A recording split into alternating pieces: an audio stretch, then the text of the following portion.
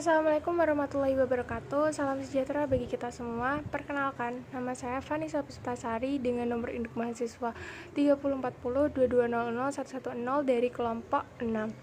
Nah, pada kesempatan kali ini saya akan memaparkan materi tentang ijma dan penerapannya dalam ekonomi syariah. Yang pertama, apa itu ijma? Pengertian ijma secara etimologi ada dua macam, yaitu ijma berarti kesepakatan dan yang kedua berarti ketetapan hati untuk melakukan sesuatu. Pengertian ijma secara istilah, ijma adalah kesepakatan bersama para ulama atau komunitas muslim yang diakui dalam memahami dan menetapkan hukum-hukum Islam. Kesepakatan ini dibuat dalam rangka menetapkan hukum dan aturan tertentu yang tidak secara eksplisit dijelaskan dalam Al-Quran atau As-Sunnah. Selanjutnya, apakah ada ayat-ayat yang spesifik menjelaskan tentang ijma? Jawabannya tidak ada ayat Al-Quran yang secara spesifik dan langsung menyebutkan tentang konsep ijma. Namun, beberapa ayat Al-Quran memberikan dasar untuk memahami tentang prinsip kesepakatan dan konsensus dalam konteks keputusan hukum dan Islam. Nah, beberapa ayat yang menjelaskan tentang ijma yaitu terdapat di surah Al-Imran ayat 103. Nah, ayat ini menekankan persatuan dalam agama dan menunjukkan pentingnya bersatu dalam menjalankan ajaran Allah. Yang kedua yaitu terdapat pada surah An-Nisa ayat ke-59. Ayat ini menunjukkan pentingnya kembali kepada sumber-sumber otoritatif dalam menyelesaikan perbedaan pendapat yang dapat mencakup juga kesepakatan ulama. Yang ketiga ada rukun ijma. Yang pertama itu mujtahid berjumlah lebih dari satu orang. Yang kedua kesepakatan ulama atas suatu hukum itu dapat direalisasikan. Ketiga adanya kesepakatan semua mujtahid atas suatu hukum syar'i tanpa memandang negeri, kebangsaan atau kelompoknya. Artinya jika terdapat kesepakatan ulama Mekah saja, Irak saja, atau yang lainnya itu tidak bisa disebut ijma. Nomor 4, kesepakatan tersebut diawali setelah masing-masing mujtahid mengemukakan pendapatnya secara jelas dan transparan. 5, sandaran hukum ijma adalah Al-Quran dan As-Sunnah Rasulullah SAW. Ijma sendiri dibedakan menjadi 3, yaitu berdasarkan caranya, berdasarkan yakin atau tidak yakin, dan berdasarkan waktu dan tempatnya. Yang pertama yaitu berdasarkan caranya dibagi menjadi 2, yaitu ada ijma qauli dan ijma sukuti. Yang pertama yaitu ijma qauli, ijma di mana para mujtahid menetapkan pendapat baik secara lisan maupun tulisan yang menerangkan persetujuan atas pendapat mujtahid lainnya.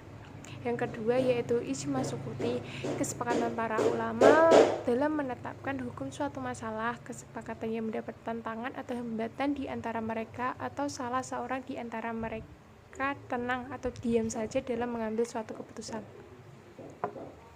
Kedua, berdasarkan yakin atau tidak yakin dibedakan menjadi 2, yaitu ada ijma qot'i dan ijma zani.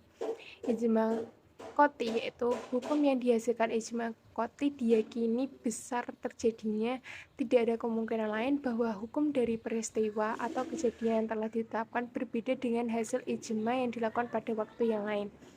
Yang kedua ada ijma zani, hukum yang dihasilkan ijma itu zani, masih ada kemungkinan lain bahwa hukum dari peristiwa atau kejadian yang telah ditetapkan berbeda dengan hasil ijtihad orang lain atau dengan hasil ijma yang dilakukan pada waktu yang lain.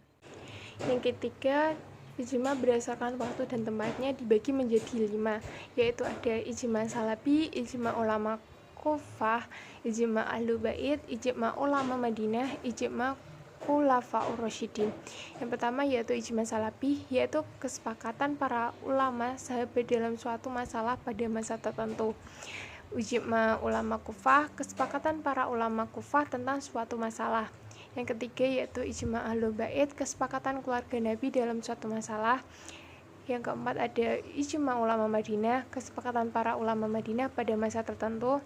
Ijma khulafaur rasyidin. Yang kelima, kesepakatan khalifah 4, yaitu ada Abu Bakar, Utsman, Umar bin Khattab, Utsman dan Ali pada suatu masalah. Selanjutnya yaitu beberapa contoh dari ijma. Yang pertama ada putusan hukum yang diberikan oleh Amirul Mukminin Umar bin Khattab menghukum peminum khamr dengan 80 kali cambukan. Yang kedua ada kesepakatan para ulama dan mujtahid atas diharamkannya minyak babi. Yang ketiga ada menjadikan as-sunnah sebagai sumber hukum kedua setelah Al-Quran. Yang keempat menghasilkan kesepakatan berupa membukukan Al-Quran yang dilakukan pada masa kepemimpinan Abu Bakar As-Siddiq. Selanjutnya yaitu aplikasi ijma dalam praktik ekonomi syariah. Yang pertama ada sebagai penetapan hukum-hukum ekonomi. Ijma di sini digunakan untuk menetapkan hukum-hukum ekonomi yang sesuai dengan prinsip-prinsip syariah Islam, seperti hukum terkait jual beli, kerjasama, dan sewa menyewa. Yang kedua yaitu sebagai kebijakan ekonomi syariah. Ijma dijadikan sebagai dasar untuk menetapkan kebijakan-kebijakan ekonomi syariah sesuai dengan prinsip-prinsip syariah Islam. Hal ini membantu dalam menetapkan standar-standar yang harus dipatuhi oleh para pelaku ekonomi syariah dalam menjalankan aktivitas ekonomi mereka. Yang ketiga yaitu ijma sebagai pemecahan masalah kontemporer. Di sini ijma digunakan untuk memecahkan masalah-masalah ekonomi kontemporer seperti haramnya bunga bank, asuransi konvensional, dan investasi reksadana konvensional. Nah, dari penjelasan yang sudah saya paparkan, ini dapat diambil kesimpulan bahwa ijma merupakan sumber hukum ketiga setelah Al-Quran dan As-Sunnah, di mana ijma menjadi landasan dasar usaha mujtahid dalam memutuskan permasalahan terhadap kasus yang belum memiliki nas setelah Al-Quran dan As-Sunnah. Nah, ijma juga berpengaruh dalam praktek ekonomi syariat, terlihat jelas pada penyelesaian masalah kontemporer seperti haramnya bunga bank, asuransi konvensional, dan investasi reksadana. Sekian pemaparan materi tentang ijma yang telah saya sampaikan. Apabila ada pertanyaan dan ingin mendiskusikannya, bisa langsung ditambahkan di kolom komentar. Sekian dari saya. Wassalamualaikum warahmatullahi wabarakatuh.